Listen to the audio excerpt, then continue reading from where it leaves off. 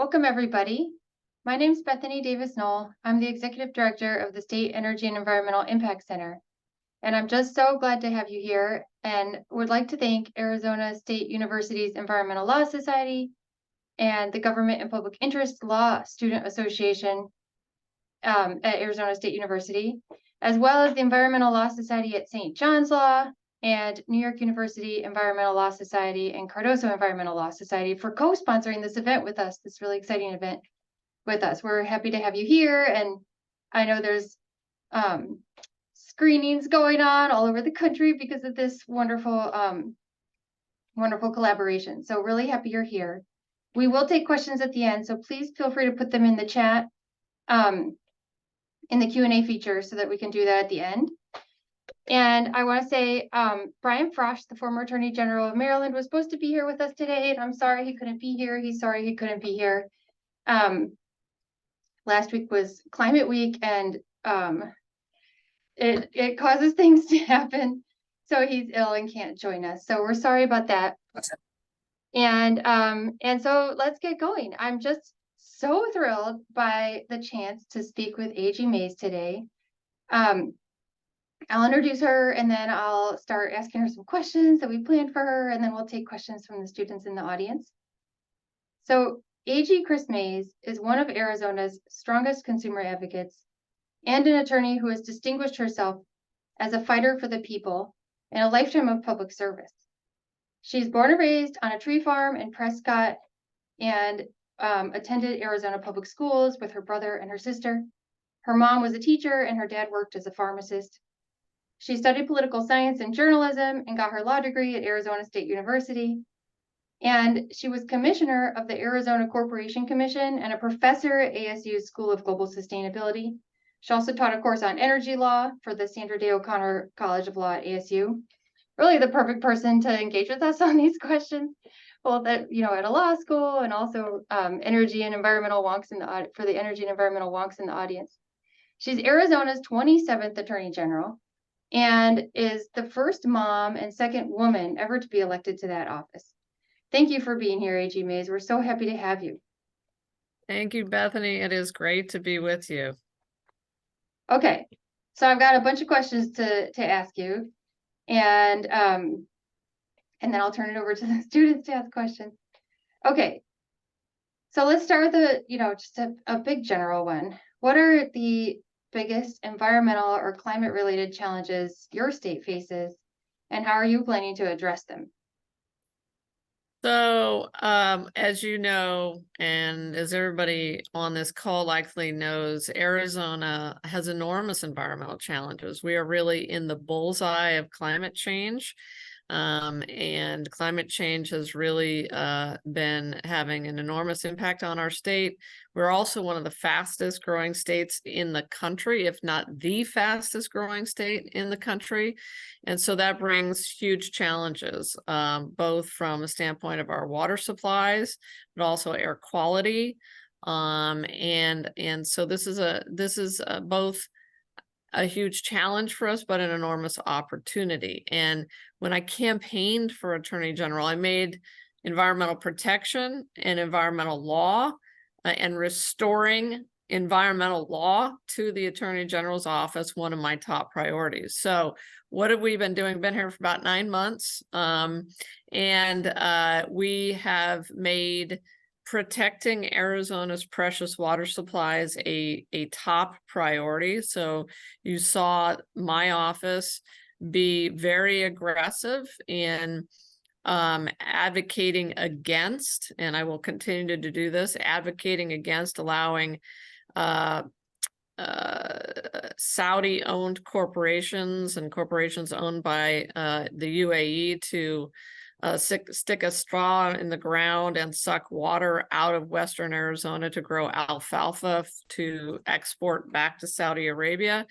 That extreme water usage and very high water intensity crop usage is dewatering wells, and we believe possibly also causing land subsidence in Western Arizona. So I successfully got 2 3,000-gallon wells per minute wells stopped. We did that and persuaded the Arizona Department of Water Resources to rescind those permits. We are also advocated against, you know, and spoke out against a decision by our state pension fund to invest in one of these farms, and that is now happening. The state pension fund has decided to divest from those farms. And we're going to continue to fight for our water supplies. You know, the other thing that I've done is I've challenged Arizona's Department of Water Resources to actually enforce state law. We have a groundwater law in Arizona that says that ADWR must do regular routine studies or periodic studies of our groundwater levels. They have not been following that law. They have conducted two hydrological studies in the last 40 years since former Governor Bruce Babbitt passed that law. So I could continue to challenge ADWR to follow the law. And then most recently, we also filed an amicus brief before in federal court on behalf of our Western counties who are suing to overturn a Bureau of Reclamation decision that is allowing transfers off the Colorado River by a Wall Street firm to a bedroom community of Phoenix to facilitate future growth for that bedroom community at the expense, I think, of our Western Arizona communities, and using Colorado River water that is under threat, as you know, from climate change. And so we're going to continue to do those kinds of things. And then, of course, we also entered Arizona into the PFAS lawsuit. So we are challenging and suing companies like 3M, DuPont, Chemours, and others for the damage they did to our state from these forever chemicals that they knew were carcinogenic and damaging to human health. And we are suing those companies, as are a number of other attorneys generals across the country. So very different look from our office, I think, and you're going to continue to see a very different look from the Arizona Attorney General's office. And we're rebuilding this environmental division. So I'm so at the AG's office, including with NYU's help through the fellowship program, which we're so very thankful for. And I'm so glad there's so many students on this call, because what I would say is come work for us. If you want to do good work, come work for the Arizona Attorney General. A huge number of cases, a huge amount of really exciting work. I think they can't help but hear this call. I worked at an AG's office when I was a younger lawyer, and it was surprising how much of an impact you can have on so many different people's lives with your cases day in and day out. Yeah, it's an exciting career for anybody who hasn't thought about an AG office as a career path. Yeah, Bethany, I think that's a really important point. I think people sometimes forget just how impactful AGs can be, and are increasingly being on the environmental front. If you really care about having an impact on environmental law, go work for an AG's office for a few years or for 5 years before going into private practice. It's a great way to get real life experience, potentially real courtroom experience, or intern with us. It's and I just think you're going to see more and more AGs be very, very active in this space. Yeah, absolutely. Huge amounts of responsibility. The first day I got to my job, there were some red welds, those red things were cases inside that red weld that just landed on my desk. And that's what I had to take care of. So huge responsibility and great training. You're right. And also your point about how you can make a difference. I mean, it's actually really important to point out how your role, though it's a state level job, you can make a difference both at the state level, as you've just been explaining in your, with through these examples, and also nationally. So how do you view your role, the role of states on the national scene vis-a-vis the local, the interests that are really state level interests? How do they interact? What do you want to share about that? So I mean, that's a really great question. And I think it's the answer is twofold. Number one, there are, of course, obviously Arizona specific cases that can be brought in environmental law. And so we will obviously do those. We have a particular problem here in Arizona with very lax and loose groundwater regulation. As I just described, much of our state is vulnerable to these out-of-country corporations coming in and Wall Street firms coming in and essentially taking our water supplies. But then AGs can also band together in what are called multi-state lawsuits and have a lot of impact through the multi-state lawsuits that we can bring against big polluters.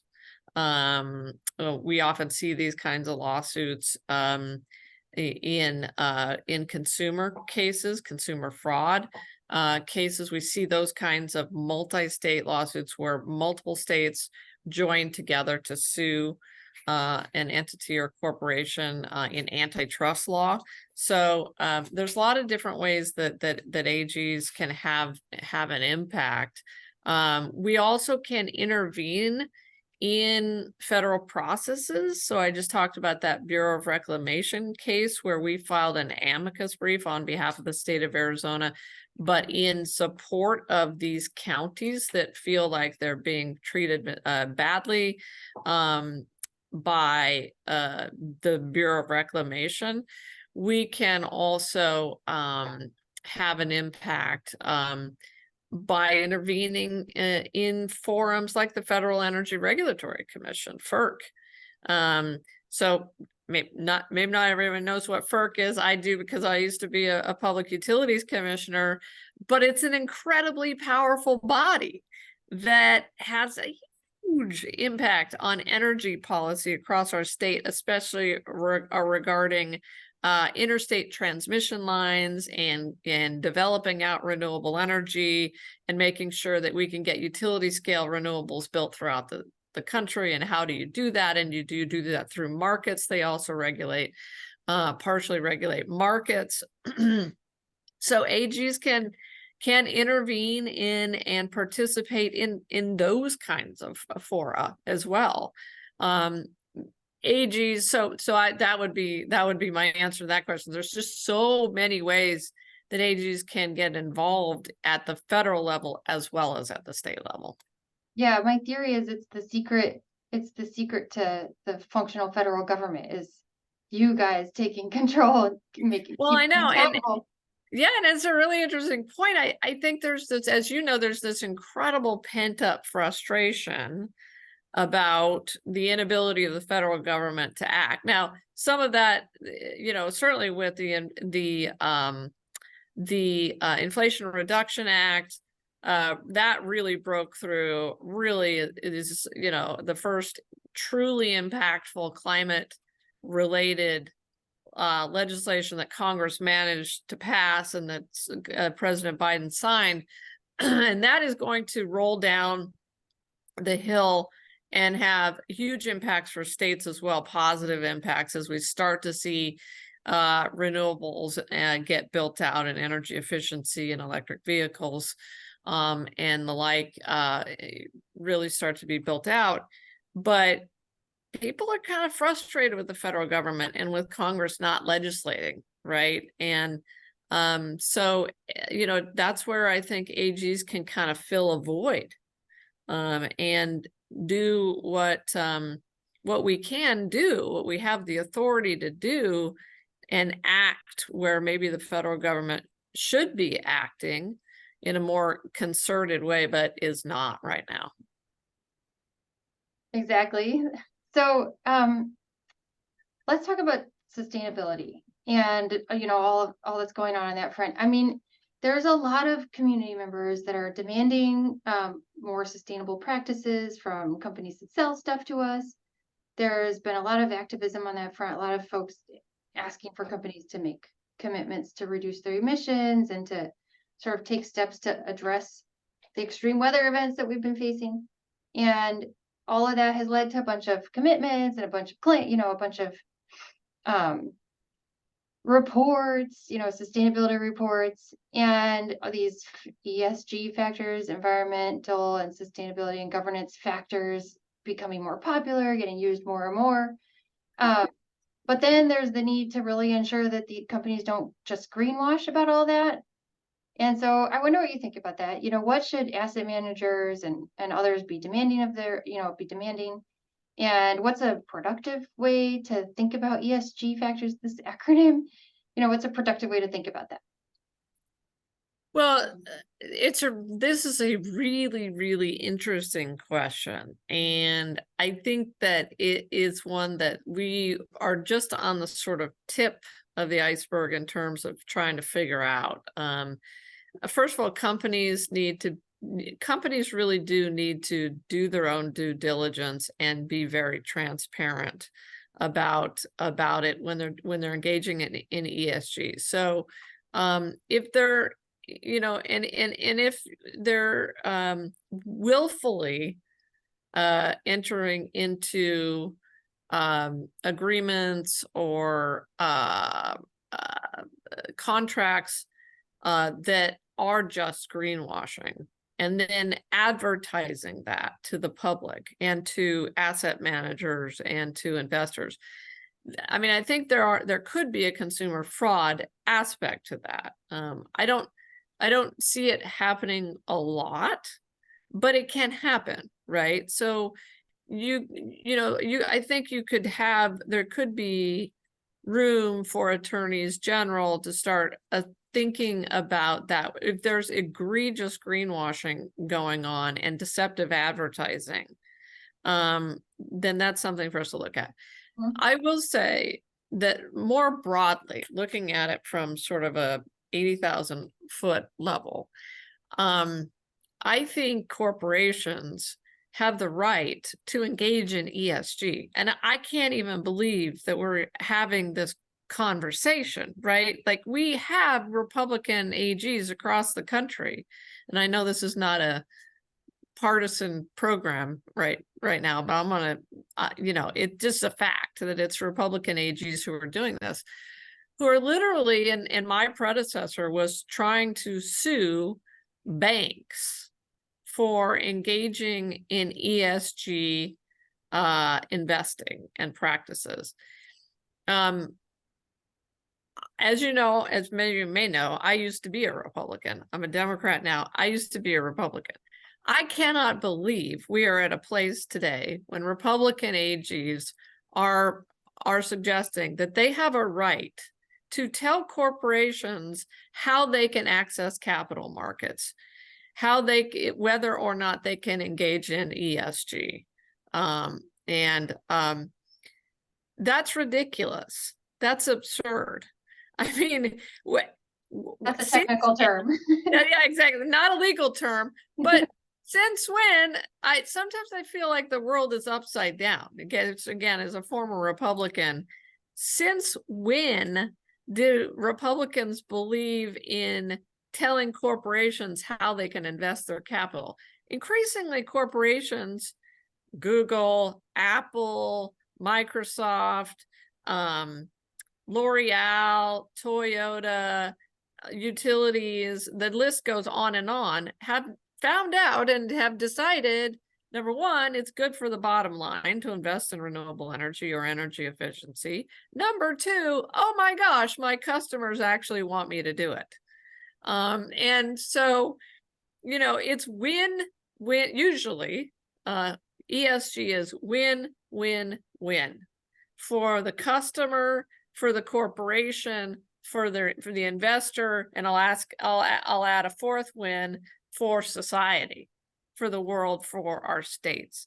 And so I think it's really insane. So one of the first things that I did was pull Arizona out of those lawsuits that my predecessor had put the state of Arizona in, fighting ESG and fighting those banks. And so that is kind of my take on ESG. It's my take, my take on how we should be thinking about ESG.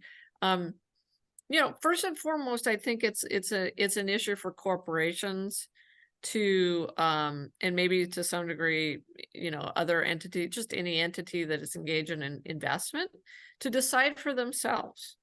And increasingly they are deciding in favor of investing in sustainable practices, investing in renewable energy, investing in good governance, and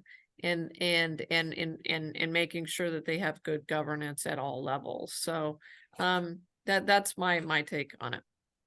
Yeah, appreciate that. Appreciate all the work y'all have been doing on that. It's really important work, and it does make sense that we want these companies to take steps to actually make smart decisions and also not greenwash. Don't about it. Yeah, we want them to not greenwash. We want them to be, and so I think there is a role to hold corporations accountable for, engaging in true ESG, especially if they're going to advertise that to the marketplace, to investors. But I just think we should take a moment and celebrate. And of course, equity is another huge part of ESG, and corporations increasingly, believing that equity is important, engaging in DEI, which also is under attack by the right. But we should take a moment and celebrate, and I do all the time, as someone who was active in the 2000s in the energy space as a public utility commissioner, fighting hard for renewable energy, fighting hard to get our utilities to do more energy efficiency, fighting hard to get corporations to make this a regular part of their business practices. That we are kind of at that point, but we're also seeing these headwinds against it by the right, unfortunately, sadly, from my former political party and from forces within the fossil fuel industry to fight it. And they're fighting it through Republican AGs, sadly, and through members of Congress. And so we just have to continue to lift up. Maybe it sounds weird for a Democratic AG to be saying this, but lift up corporations that are doing the right thing and investing in ESG, because they're doing the right thing. Yeah, and I'm glad you brought up energy, because that's another thing I wanted to talk about. And it's another opportunity to lift up sort of something where there might be bipartisan interest. So clean energy, right? I mean, the money is pouring in, and it's a chance to sort of reimagine the energy sector in this country, thanks to all that money, and build up parts of the country that are economically in need of that. And so, from your perspective in Arizona, what are the most important things to do to make sure energy is affordable in your state? And we could talk about, tell me about what you think about the benefits of cleaner sources of electricity. Since you're the energy wonk in the room, go crazy with this if you'd like. Thank you. I appreciate it. Oh, that's a dangerous thing. I don't know if you want to let me just, have free reign. But yeah, it is an amazing thing. And the Inflation Reduction Act is just going to bring enormous resources that we have been needing and asking for so many decades. When I served on the Arizona Corporation Commission from 2003 to 2010, I co-authored our state's first and still only renewable energy standard. I co-authored Arizona's only energy efficiency resource standard. We know, and we hoped that eventually we would get to a point where, uh-oh, I don't know if you can see me still. Yeah, we can. Okay, sorry about that. Where we would see renewable energy not be at a premium price, but actually be the least cost resource. Well, that's where we are today.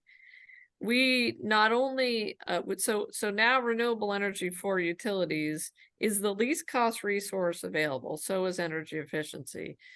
And for those of us who were in the trenches fighting for this back in the 2000s, man, I mean, I don't know that any of us really thought that we would get here that fast. But again, it was state action that really got us here. It was states all throughout the country that passed these renewable energy standards that increased the market for renewables, that said all utilities had to start investing in them. And that, of course, drove down the price of renewable energy and energy efficiency.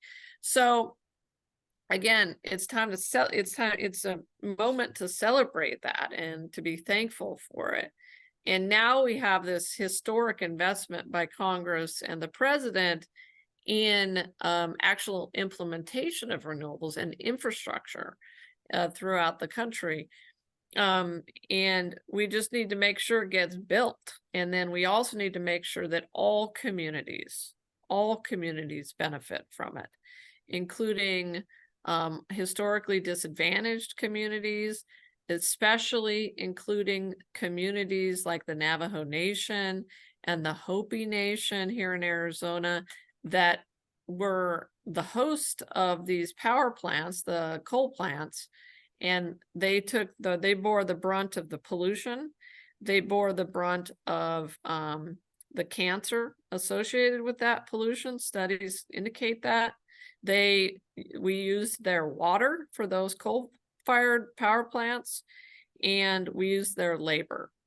And so now what I pushed for when I was at ASU, this was my full-time job, was that we have a just energy transition, right, for these communities. And so I think it's incumbent on all of us to really press for as much of this infrastructure as possible to go to those, number one, to historically disadvantaged communities, in urban areas, and number two, to these communities that were host to the coal plants and that are going to lose jobs and lose revenue as a result of the coal plants shutting down. So to give you an example of that, the Hopi Nation, when the Navajo generating station was shut down recently, lost 80% of its revenues. 80%. It's an existential crisis for many of our tribes. The Navajo Nation, when NGS went down, lost about $40 million a year in revenue. And the Navajo Nation is going to experience the shutdown in around 2031 of the Four Corners power plant. Same in other places, all over actually the West, all over the country. We're going to see these power plants ultimately shut down because of economics. Mm-hmm. Renewables are just cheaper. Renewables plus battery are just cheaper. But these communities have given us so much, and we cannot leave them behind. And I'm really actually quite worried about that. I'm very, very worried about it, because the utilities want to put the renewables where the utilities want to put the renewables. They want to put them in urban areas near their substations that are already built. They, in most cases, would just as soon wash their hands of some of these communities, walk away, and we cannot let them walk away. And I will tell you, as Attorney General, I am not going to let them walk away. I am going to use the bully pulpit and any other avenues available to me to make sure that we have a just and equitable transition, energy transition in Arizona. Well, that's fantastic, because my next question was about environmental justice. You just segued straight into it seamlessly. So the just, I guess it's whatever else you want to add, but it's basically, how does your office see your role in advancing environmental justice, the principles of environmental justice. You know, you're in a law enforcement position, you're in a position where you can be supportive to grassroots environmental justice advocates. And just wondering what you think about, you know, the cases you guys are going to bring in that space and what challenges you might face and what you're doing when you know, as you think about the principles of environmental justice. And, you know, I think you already basically brought this up, but this environmental justice supportive work can be really varied. It's not just environmental laws, it's a whole host of laws and areas of the law that are affected by these equity considerations that you're bringing up. So would love to hear your thoughts on that, on the principles of environmental justice and your role in that space. Yeah, it is really, really important to me, and I know it's important to many AGs across the country, and I think we've got to be thinking about it all the time. It has to be front and center in our decision making, especially when we're talking about environmental cases that we might bring. And so, you know, the just energy transition issue is an example of that. You know, another example of that is looking at the communities that are most impacted in our urban areas by air pollution. Often in Arizona and Phoenix, that often is an area called South Phoenix, where we have a high population of African Americans and Latino Arizonans living. And thinking about, you know, how from a legal standpoint we can have an impact, a positive impact on that, and potentially bringing cases. One thing we're thinking about as well, and I think this impacts all of our communities, but sometimes our diverse communities is, you know, pipelines and methane emissions from pipelines, you know, and how can we work on methane emissions and hold pipeline companies accountable for those emissions wherever that is. And same for our what are called LDCs, local distribution companies. That's a term of art for utilities. So you know, there's so many different ways that you can look at this. We have 22 tribes in Arizona.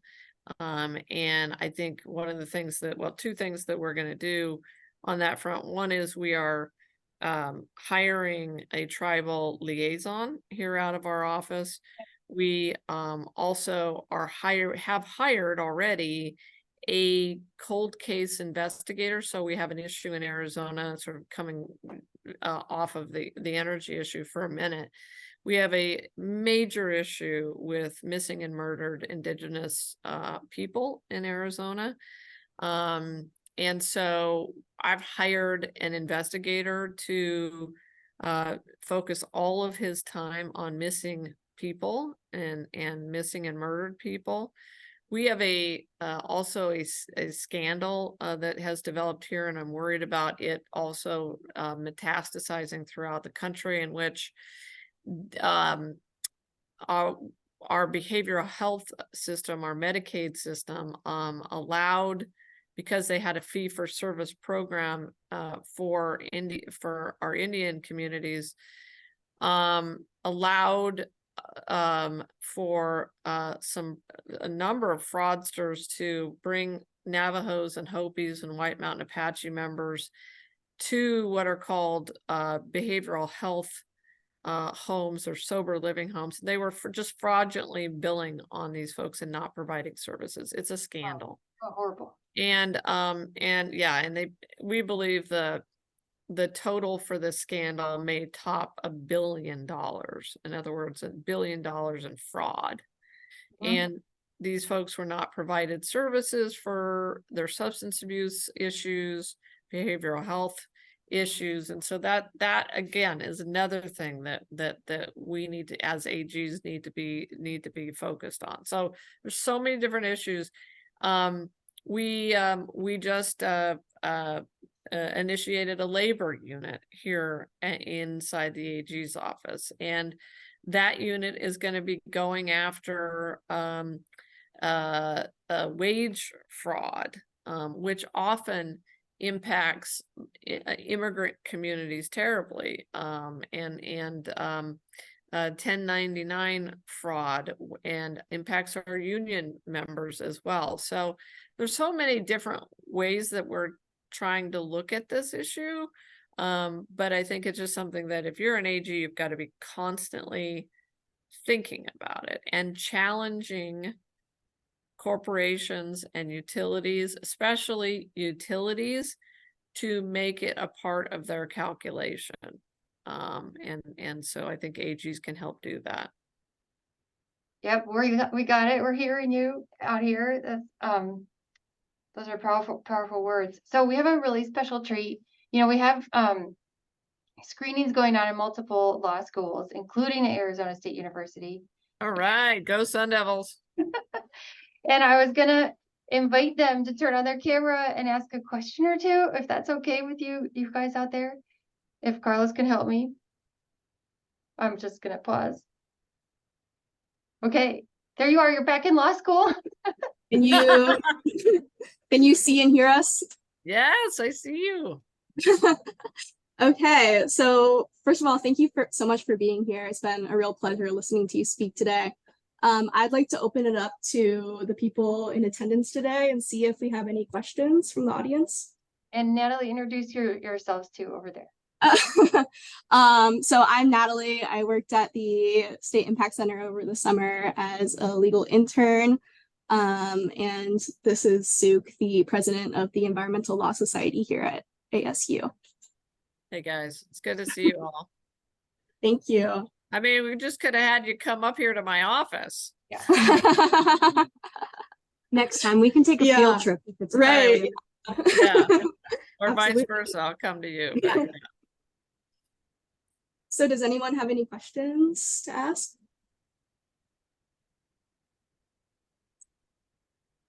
Okay. Look. Oh, yeah, Grim. All right, hi, Attorney General. How do you, I wondered with the recent Supreme Court decision of Sackett versus EPA affecting the way that navigable waters are classified in Arizona, and some of your recent legal action to protect Arizona water from forever chemicals. I was wondering how the changes from that Supreme Court decision might affect the way that you address clean water regulations in our state. Yeah, I would say this, we're sort of on the front end of taking a look at that, and deciding, you know, what impact it's going to have. You know, I would just say, you know, watch that space. We're going to continue to be very, very aggressive. We're also taking a close look at well, first of all, PFAS, you know, I will say PFAS has just had an enormous impact throughout our state, not only on navigable waters, but also on groundwater. So we're gonna continue to be aggressive in advocating before the EPA, before the Supreme Court, on those issues. Number two, we're going to continue to fight as hard as we can for remediation in the PFAS lawsuit.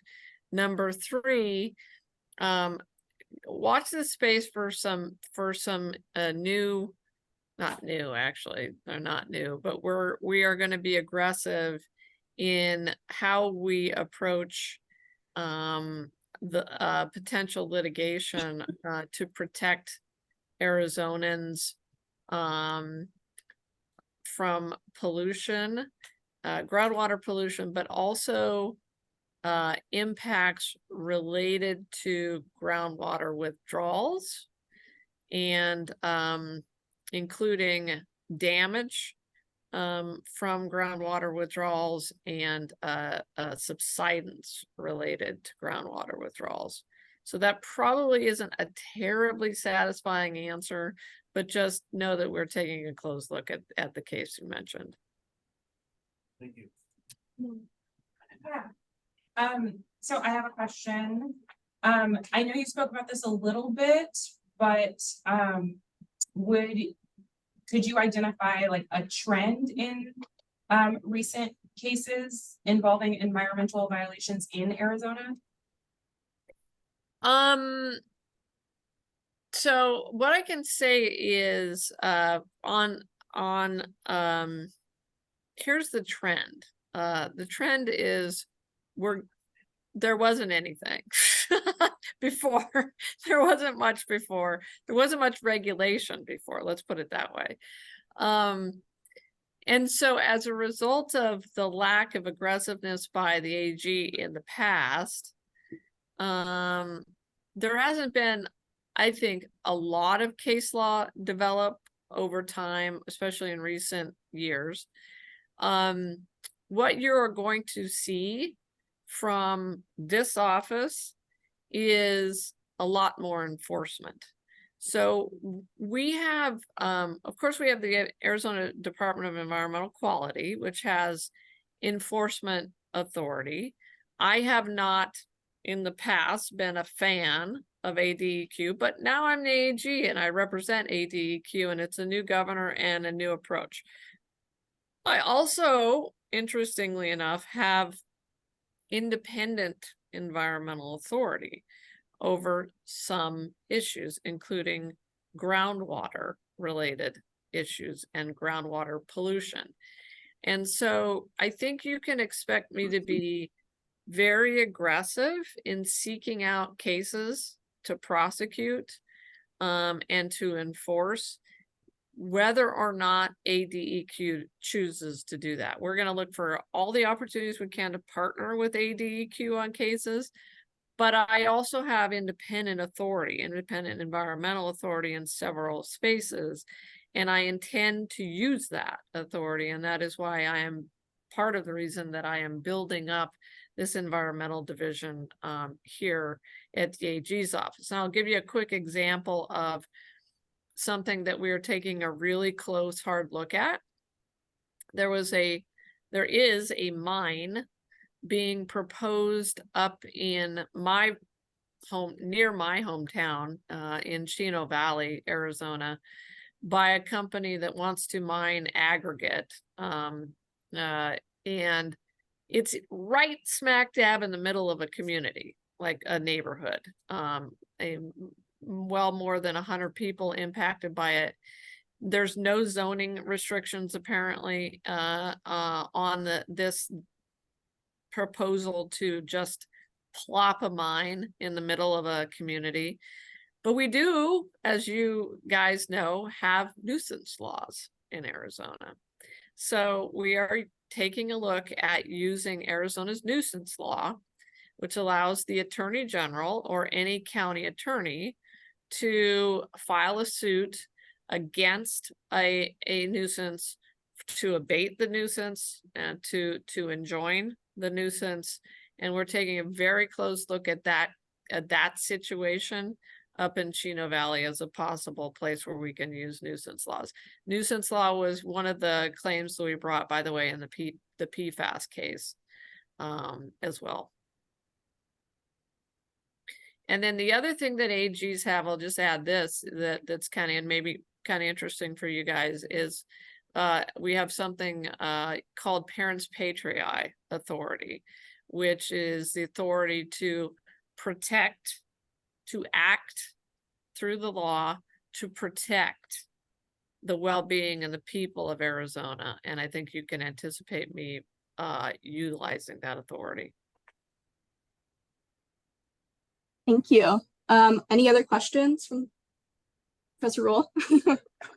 Hi, Kris. This is Troy Rule. How are you? Hi, Troy. It's good to hear your voice. I just had a question. When you were at the Corporation Commission, you were really instrumental in helping us to get our renewable energy standard through the commission. And it feels like in recent years, there's been a bit of a tug of war of power between the state legislature and the corporation commission, with a sense that the state legislature, if the corporation commission were to act, for instance, to increase that standard, that legislature would take action to essentially gut or limit its effectiveness, or claim it's invalid, then that they have sole jurisdiction over those types of matters.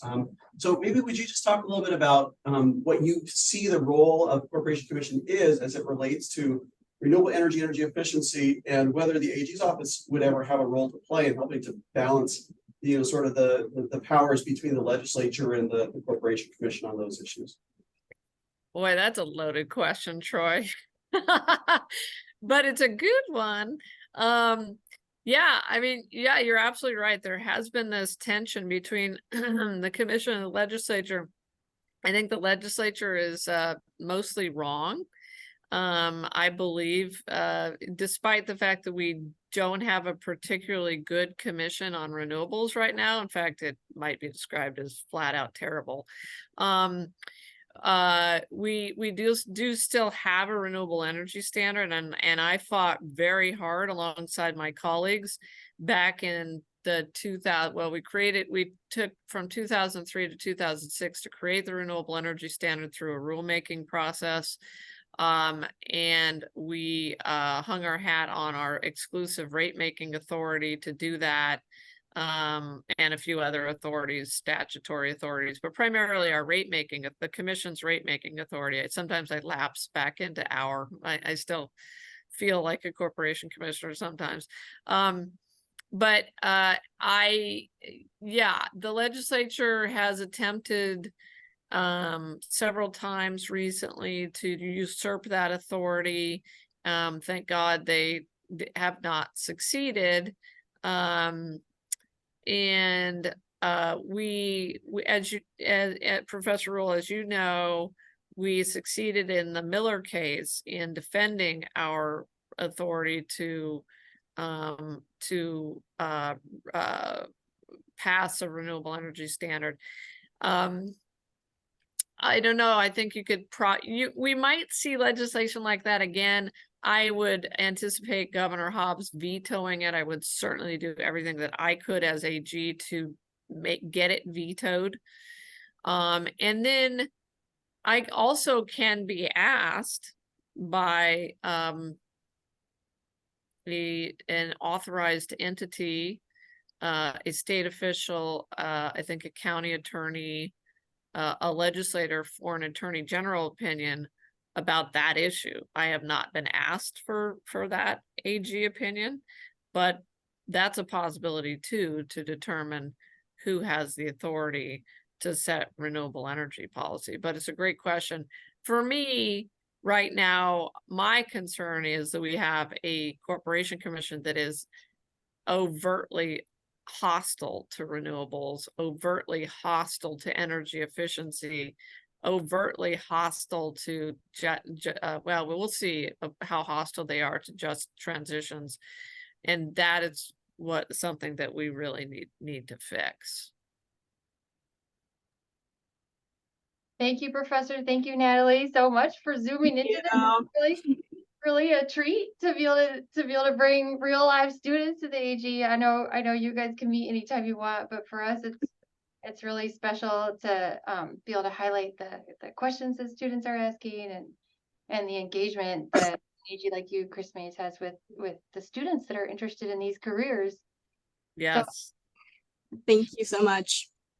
I have one last question that's kind of related to what students might be wondering about out there.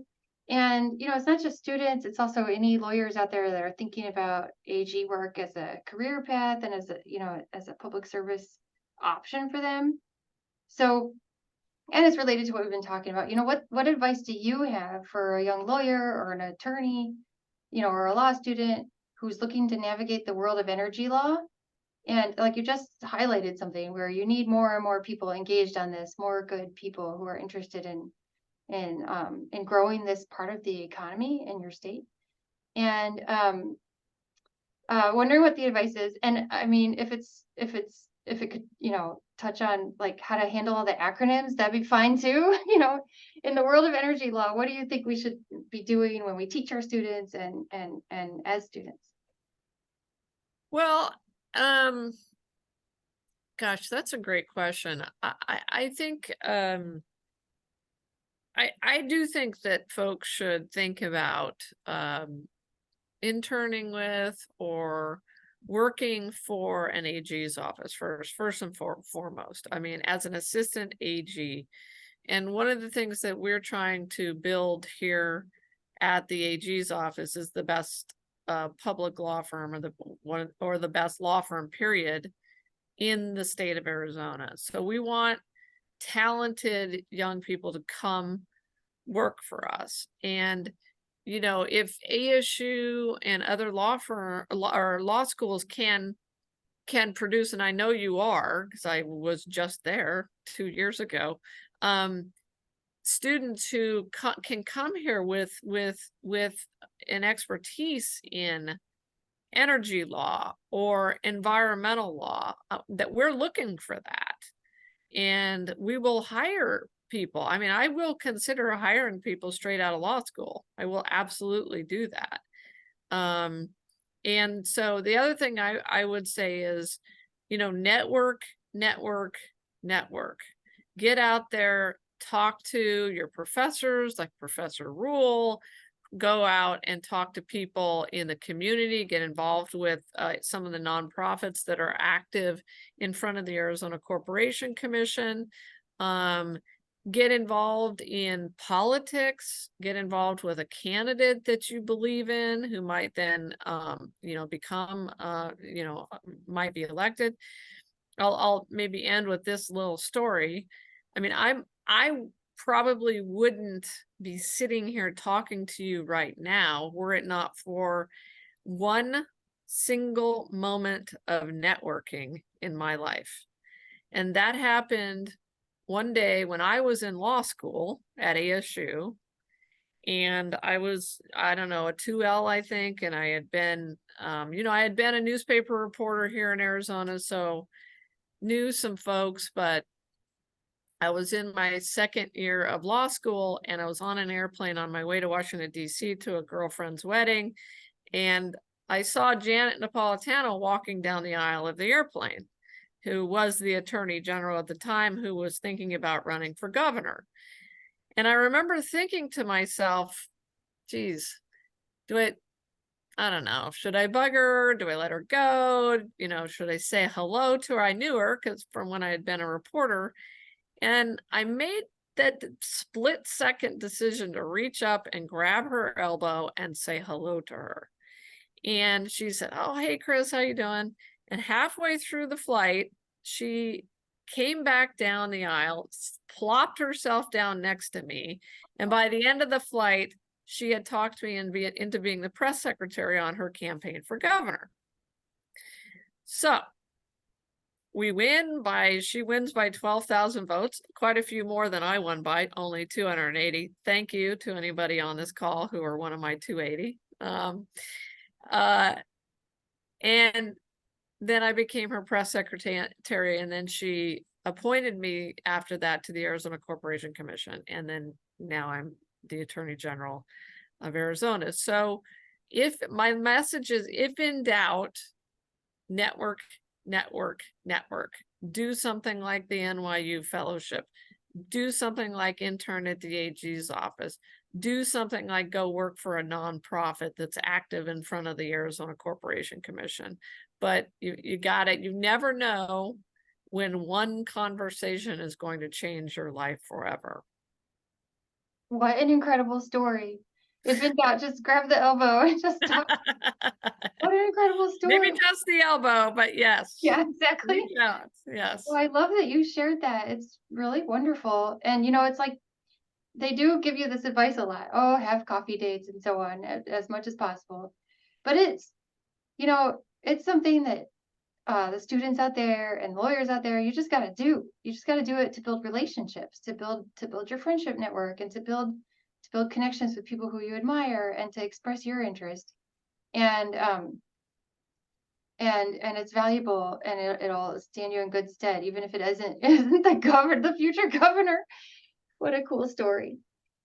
Thank you so much for speaking with us today, for helping us celebrate Climate Week, for sort of sharing what your work is like out there, and also, sharing with the students what a valuable career this is. I think it's, for us, part of our mission is to build a pipeline of strong advocates who will go into AG offices and support the important work that you're doing, both at the state level and the federal level. And your advice and your experiences are so valuable to doing that, because it might just be about sharing that this is a career path. That might be all that it takes. So Yep. thank you for being here with us today. If there's any last word you want to share, you have one last minute. No, Bethany, I just thank you so much. It's an honor to be able to be with you and have this conversation, and to be with my friends down at ASU and throughout the country. It's a great area of law, and we have there's so much good stuff on the horizon, and some historic litigation that I think we're on the verge of engaging in throughout AG offices throughout the country. Thank you for your amazing work and for sharing with us today. Really appreciate it. Thanks everyone for being here. Thanks so much to our co-sponsors. Thank you.